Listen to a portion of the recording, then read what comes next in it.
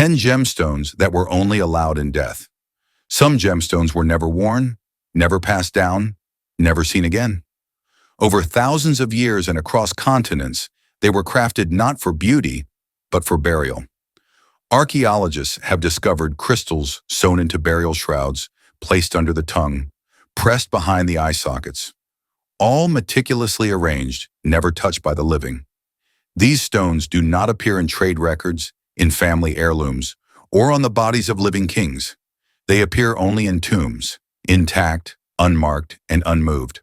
From Mesopotamia to medieval Europe, from the Andes to ancient Egypt, a silent gem has been crafted with a single purpose: to follow the dead and never return. Don't forget to press and hold that like button, leave a comment, and hit subscribe before we begin. Rank 10. Amethyst, the crown that never fades.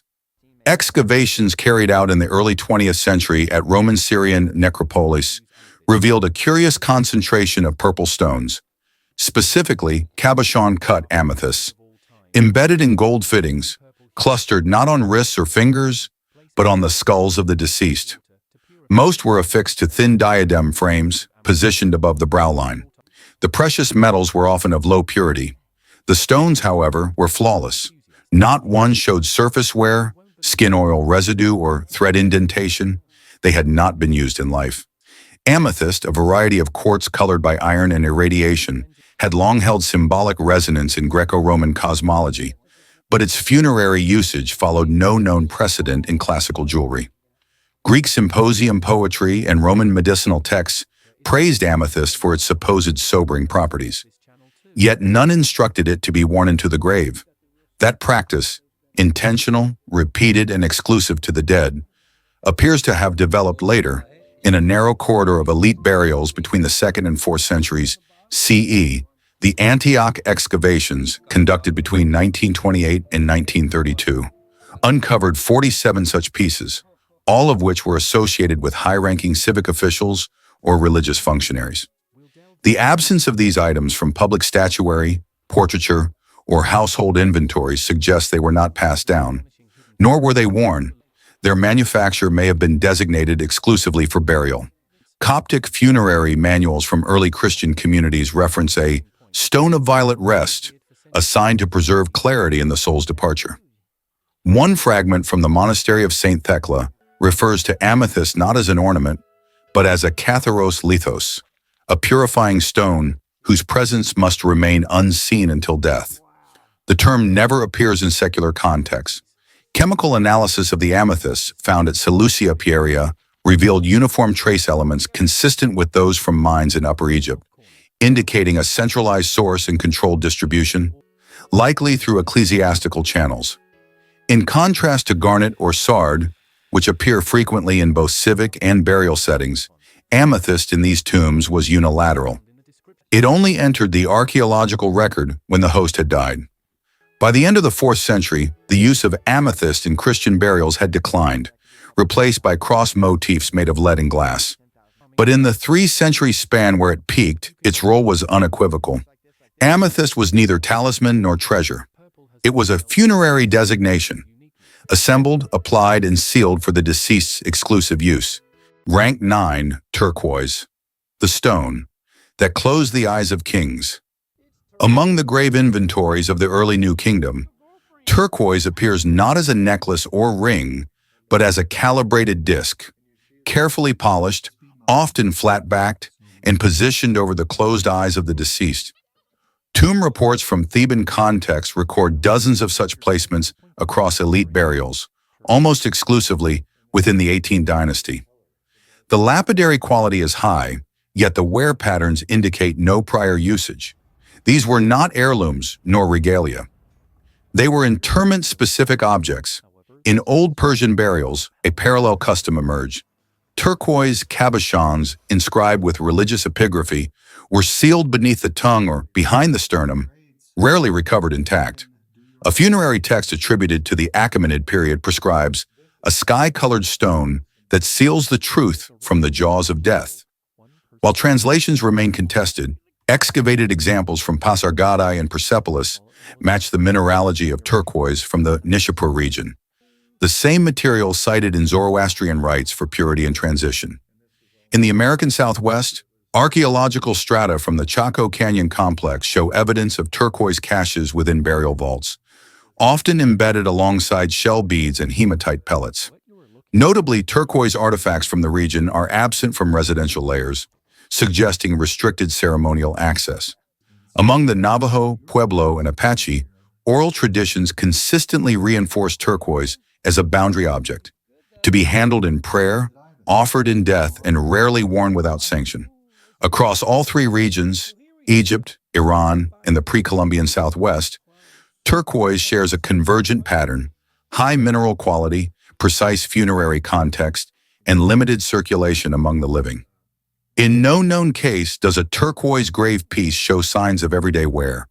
The correlation is statistical, not speculative. Modern museum registries reinforce the distinction. Of 182 turquoise specimens recovered from sealed burials across these traditions, fewer than 12 exhibit any secondary drill holes or attachment scars, a pattern inconsistent with personal adornment and consistent with purpose-crafted objects for death rites. Rank 8, Bloodstone, the heart's final guard. In monastic infirmaries across 14th century France and southern Germany, records describe a peculiar consistency in deathbed rituals. A palm-sized stone, dark green with flecks of red, was pressed into the dying person's left hand before their final breath. Referred to in Latin as lapis martyrum, or martyr's stone, bloodstone was neither worn as jewelry nor displayed publicly. It existed almost exclusively at the threshold between life and burial. Benedictine pharmacological texts from the period identify the material as heliotrope, a cryptocrystalline variety of quartz containing iron oxide inclusions. Though technically chalcedony, its appearance and ritual function set it apart. The red spots were believed to represent sacrificial blood, not in theological metaphor, but as a marker of divine recognition in last rites. The application was restricted. The Practica Chirurgiae of Guy de Chauliac prescribes its use only at the moment of soul separation. No mention of bloodstone appears in inventories of noble ornaments, cathedral treasuries, or market valuations. Unlike sapphire or topaz, it was not traded.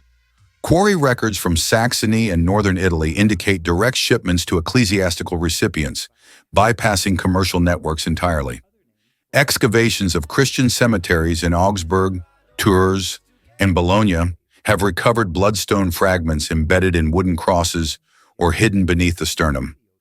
The stones are small, uncut, and lack drilled settings, making them incompatible with personal adornment. Their surface is often worn smooth on one side, consistent with prolonged pressure in the human hand. One preserved burial manual from the Abbey of St. Gall warns against premature handling.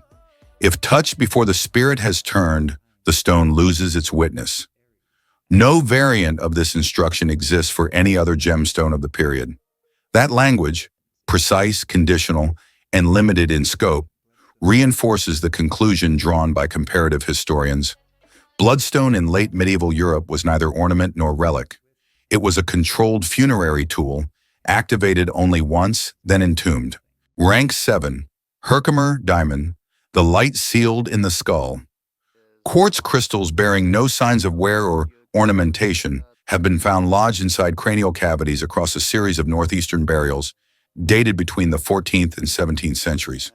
These specimens, uncut, unmounted, and chemically identical to the double-terminated quartz of the Herkimer region in present-day New York, appeared behind the eye socket, under the tongue, or wedged directly against the roof of the mouth. Their placement defied incidental movement. They were not grave goods in any known cultural sense. They were sealed. Unlike the copper pendants, bone pins, or shell beads commonly found alongside Iroquoian and Algonquin remains, these crystals were never recovered in domestic zones, caches, or workshop debris. No evidence of drilling, hafting, or attachment points has ever been recorded. Each was intact and intentionally positioned. A 1981 excavation near the Mohawk River documented 3 adolescent burials containing Herkimer-type crystals inserted between the upper jaw and the hard palate. Radiographic analysis ruled out post-mortem intrusion. The mineral's orientation was stable, interior-facing, and centered, consistent with deliberate ritual placement.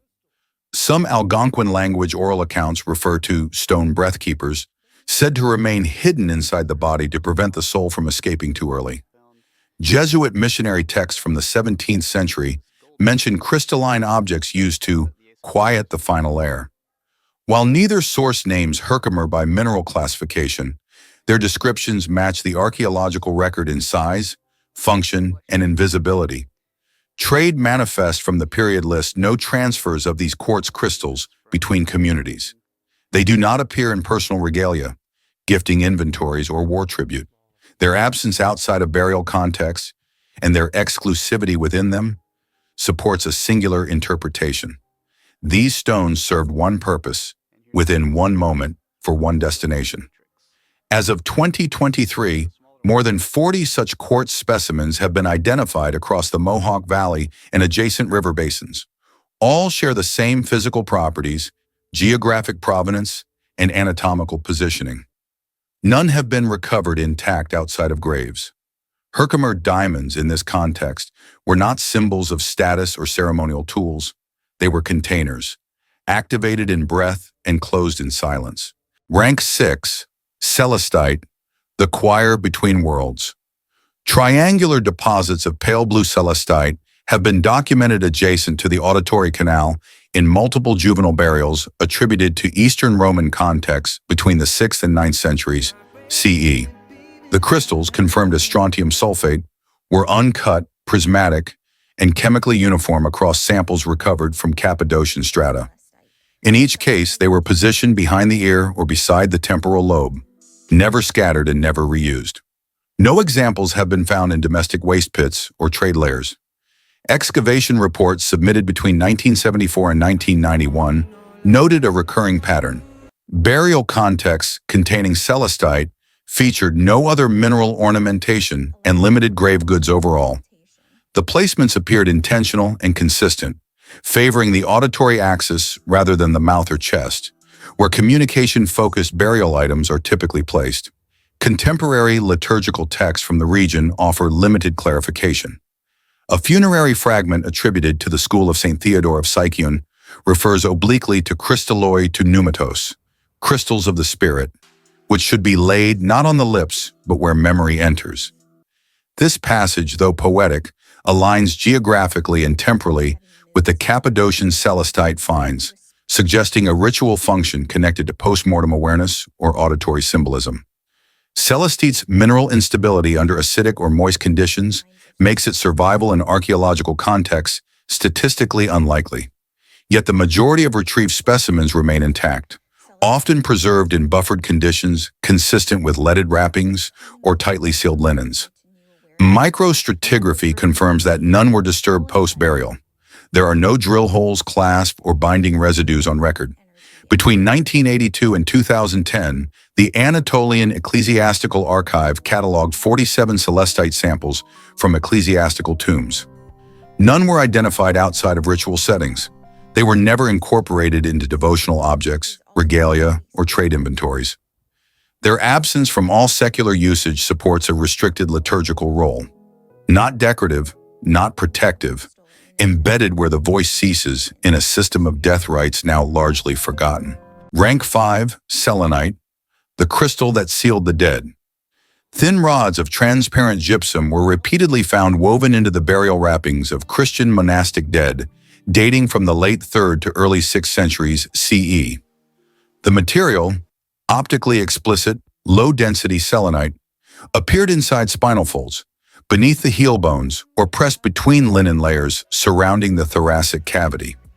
In every recorded case, the crystals were unmarked, unshaped, and placed without accompanying metal, pigment, or text.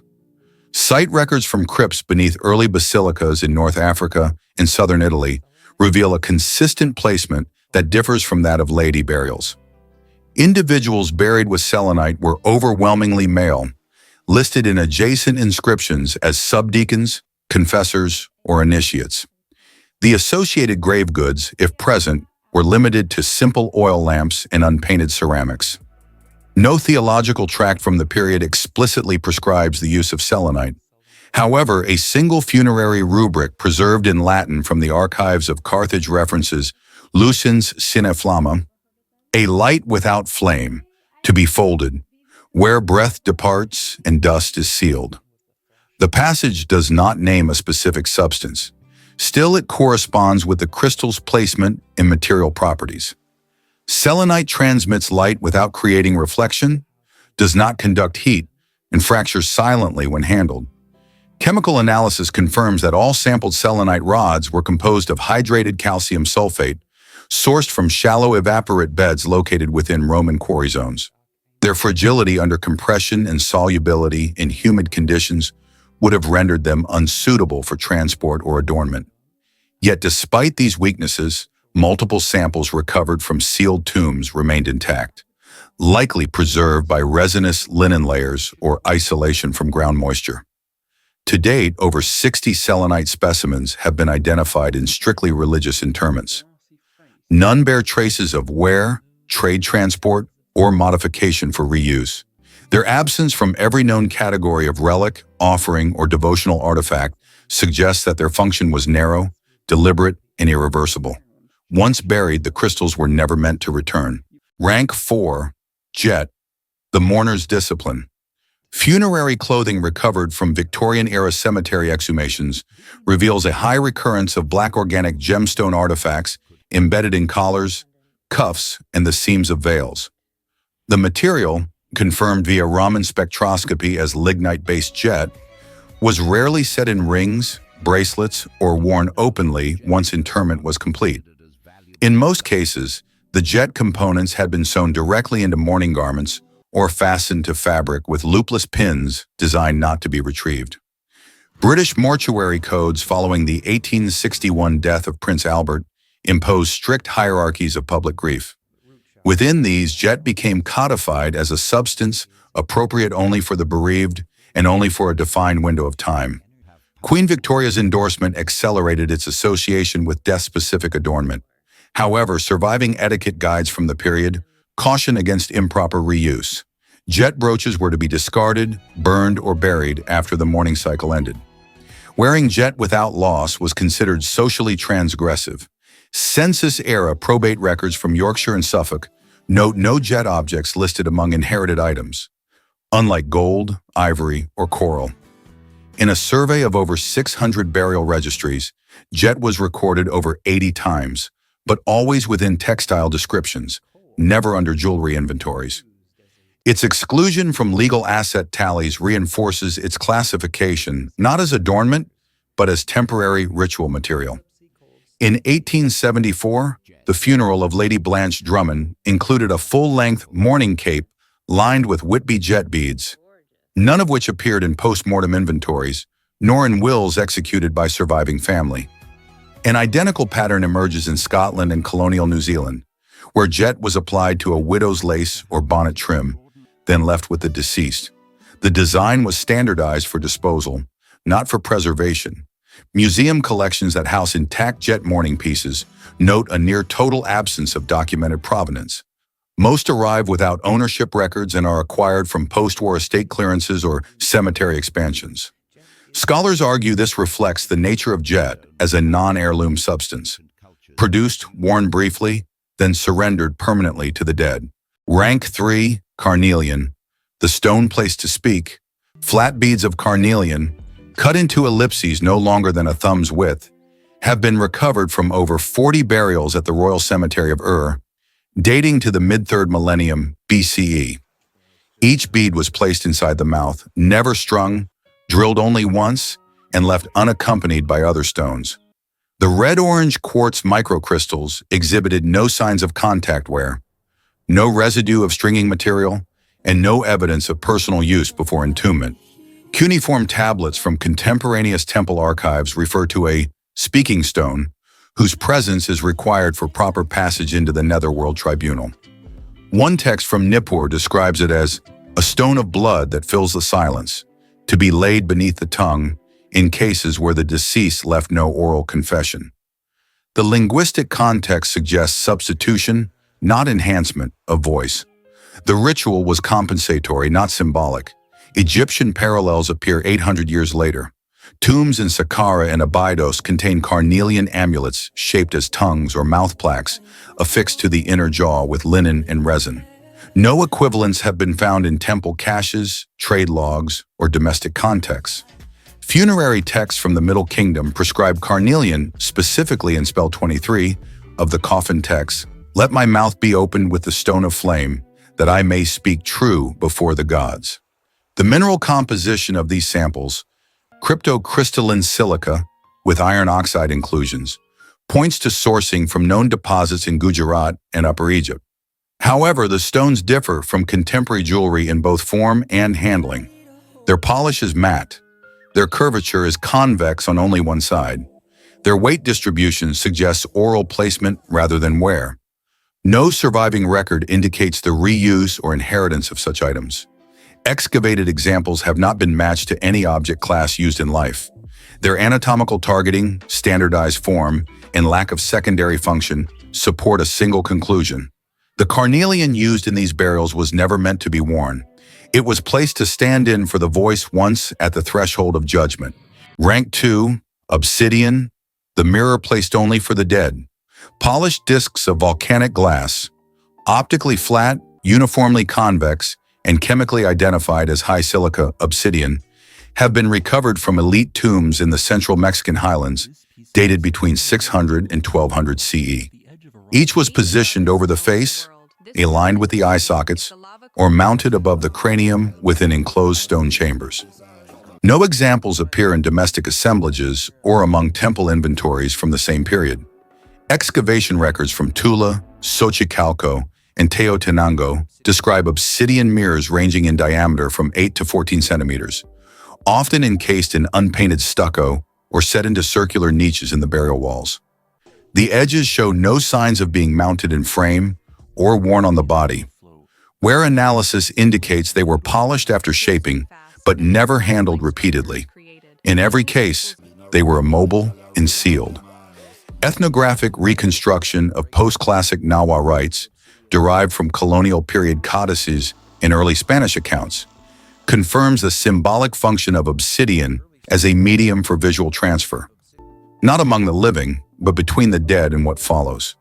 The tezcatl, smoking mirror, was not a decorative object but a boundary instrument, placed for retrospection and directional vision during passage into Mictlan, the underworld. Importantly, these sources do not describe the object as worn or touched, but as placed.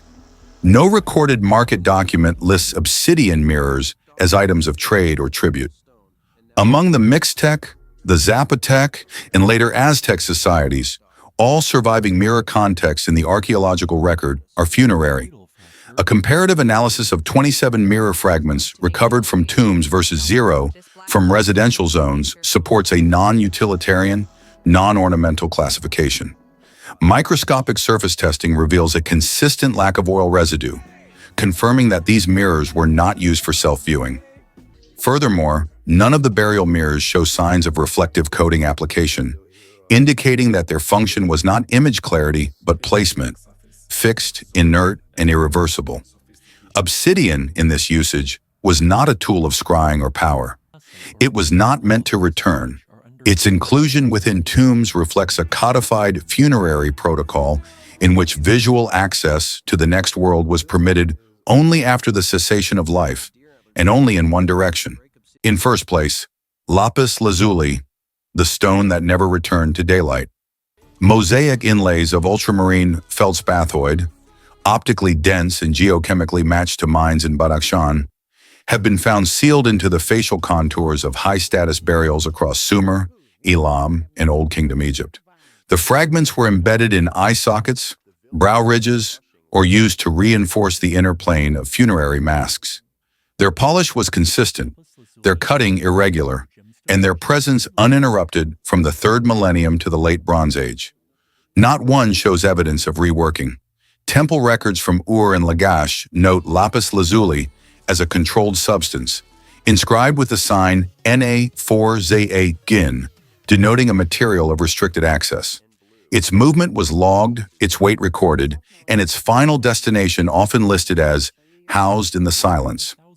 No listing refers to returns, trades, or inheritances. Egyptian material culture adopted the same restriction but altered its execution. From the 5th dynasty forward, lapis was reserved not for the living nobility, but for post-mortem transformation. The inner lids of royal canopic chests bear inlays of lapis surrounded by calcite and obsidian, not visible during life, not accessible upon burial. Mask interiors from Saqqara reveal lapis tesserae not intended for external display, positioned beneath layers of gold leaf and plaster. Their use was internal, layered, and irreversible. The mineral itself, lazurite with pyrite and calcite inclusions, was fragile, non-reflective in slab form, and difficult to stabilize in humid environments. Yet in 94 confirmed burials across Mesopotamia and the Nile Delta, lapis survives intact when placed in enclosed dry tomb shafts. Its decomposition pattern, when present, aligns with human decay, not object manipulation. Not a single lapis artifact from these contexts exhibits evidence of surface rehandling, mounting, or wear. No drill marks are present, no adhesives, no clasps. In every case, the crystal was processed, placed and sealed permanently within a material never intended to be open. Modern mineralogists and funerary archaeologists classify these specimens as non-circulating ritual solids, objects produced for a one-time transformation and subsequently withdrawn from circulation. Their form, location, and trajectory confirm a single purpose. They were not made for adornment, but to remain unseen beneath the threshold of death. They were never worn in daylight, never retrieved from the ground twice, and never meant to be admired. These gemstones were not treasures, symbols, or possessions. They were instructions, placed with precision by cultures that understood death not as an end, but as a process, one that required specific materials, exact placements, and silence. What they left behind is not jewelry. It is a residue of belief systems, of forgotten rituals, of materials made to vanish. And while some stones are displayed in museums today, most remain where they were meant to stay, sealed, unrecorded, and still performing their final function. Let us know which one resonates with you in the comments, and don't forget to like and subscribe to our channel for more content like this.